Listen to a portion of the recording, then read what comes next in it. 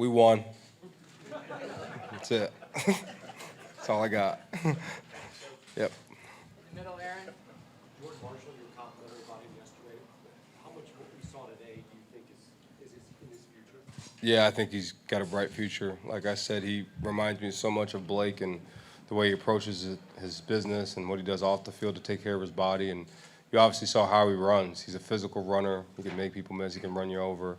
And obviously has that burst. And, all the credit in the world to Alabama and the way they play defense, physical style defense. But I thought our guys really bowed up and played physical ball. But Jordan Marshall's, he's going to be a special back. He's got a lot of ability, but he works really hard. So I think that's the piece that really makes him different. Charlie. Sherrone, can you talk about your defensive line and the impact they had on this game? I mean, it was outstanding. You talk about one of the most explosive people in college football players with Jalen Milroe. I mean, he can hurt you with his legs, he can hurt you with your arm, and I thought they did a really good job of funneling him in the pocket and making it uncomfortable for him, hitting him.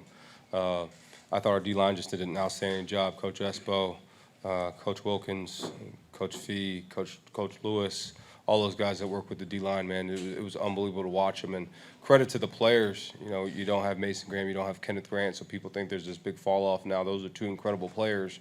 But our guys really take a lot of pride in being physical, and we wanted to do that all training, all this bowl camp, and we really did, try to tune up the physicality and make sure we're fundamentally sound, and I thought those guys did a really good job. On your right, Austin. Sherrone, the way your team ended this season, what do you take away from that, and how did that maybe change your perception of this season? Yeah, I mean, we just want to finish. We wanted, obviously you want to win every game, and we didn't do that, so took a lot of pride in after that last. We played Indiana, and then we had a bye week, and really honing in and recommitting to the things we need to get better at. And it was really the fundamentals, the little pieces, doing those things really, really well, and those usually end up in those results. So we refocused, we retooled, and I'm really proud of our staff and our players. Right here, Zach. On a similar note, how much of those 3 wins do to affirm the identity that you want to play with and a gritty, physical player? Yeah, I mean, it was just happy we got those wins. Was excited to get those wins, to work to get those wins, and yeah, we want to be physical on defense, on offense, but we want to be explosive on offense. So those are things that we got to work on in the offseason to make sure that we're more explosive, especially in the passing game. We had a great throw to Fred, by Davis. It was a great ball on that back at part of the end zone. So that was awesome to see. Yeah, but we want to be more explosive on offense, which we're gonna work to do that. But our defense played lights out. The end of the year. Northwestern, I think, holding the 6, Ohio holding the 10. These guys the 13. You talk about, especially Ohio and these guys, explosive offenses that can, put up points on the scoreboard. I don't know what Ohio was, what their average game. I think it was in the 40s, and these guys were in the high 30s. So our defense played incredible these last 3 games, and big shout out to Coach Wink. Back, Brandon. Coach, it's been an up and down season. Ended the season with a victory today. Can you reflect on how this season went and how you think it's going to go moving forward? Yeah, we talked about not losses, lessons. We had a lot of lessons throughout the year, and just learning from them. So we learned the things that we need to learn to ultimately end up on the plus side, and we did that in these last 3 games. And finishing on a strong note was huge for us, and it'll build great momentum going into the offseason. We feel like we got a bright future the way we're recruiting, the guys we're bringing in, the guys we're keeping, to make sure that this, Michigan is the best version of Michigan it can be. And that's all we're worried about. We're going to worry about when we get to winter workouts. That's the first cycle we got. We're going to attack that as much as we can and get better there. And then we're going to spring, we'll go into summer, and we'll go into fall camp, and then we'll, work to what that final piece will look like in, after fall camp. So, but we're going to celebrate this one. We got a happy flight coming up, so we're going to celebrate this one. Right here, on the left. Coach, that was big boy football today. No quarter asked, no quarter taken. That's exactly what you expected from Alabama, wasn't it? Yeah, oh yeah, it was. There was some hard hitting going on both sides. You can hear the pads popping. Our guys delivering hits, them delivering hits. 3-yard runs. Those dirty runs. Those aren't bad plays. So, especially those are like body blows. And there's a lot of that on both sides of the ball and physicality. But I thought our guys, stepped up in the moments that they needed to. Our offense took a 5-minute drive to get down and get a field goal for Zavada, and our defense doing a good job holding them in the red zone was huge. So the physicality was there. We knew it would be that type of game, so we were ready for it. Charlie. Obviously, really sad seeing Davis Warren go down. Can you talk about that and how the game plan changed after that? Yeah, not sure exactly what the injury is. Lower body injury. We'll figure that out and get him right. But I feel, I was really proud of the way he carried himself and what he did in the game. Took control of the offense, and he was really like that throughout throughout the bowl prep. And then Orji came in and handled it well. Just continued to. We just felt like the way the game was going, our defense was holding them up. That we needed to, possess the ball. I think we were 38 minutes of time of possession, so that's what we wanted to do, and executed that at a high level. Do you expect him to remain here after the transfer portal window? Yeah, we'll see. Like I said in my media availability, I think it was yesterday. It's leaning that way, but those are the conversations that we'll have to have. Sorry, I meant Alex. We'll see.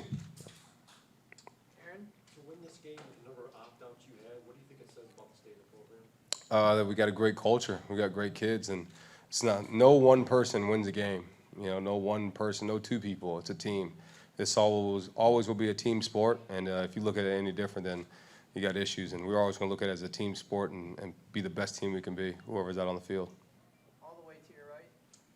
Coach, how surreal were those first 15 minutes? It's not often a team forces a succession of turnovers like that. Yeah, it was crazy. So we had a lot of presentations. Our staff did an excellent job presenting things throughout bowl camp, and we talked about +2, and Coach Morgan brought it being +2, and I think in that term we were +3. I was like, oh, we're +3 right now. We got a chance to win this game. We're going to go win this game now, and the coolest part of that was it started to rain, and the boys went crazy. It was like a party. I was like, what's going on? They just love that. They love stuff like that. They love adverse environments that people don't expect, but they enjoy that. But it was awesome to watch our guys. We talked about being +2, and to get +3 right there was huge for us. In the back middle, Brock. Coach, when Warren went down with the injury and brought in Alex Orji, the offense kind of started in the passing game. Was there any thought of bringing Jay Davidson? Yeah, Orji practiced really well throughout the bowl prep, and thought the best chance to win was having him in the game with the threat of his leg. So that's what we did at the time. On the right, Austin. Sure, what was your evaluation of Andrew Sprague, right tackle, Evan Link on the right side? How was that? Well, yeah, when you rush for over 100 yards against Alabama, it's good. But I haven't watched, I saw some of it, and felt like in protection, because those are the things that you can see the most without the detail, they did pretty good.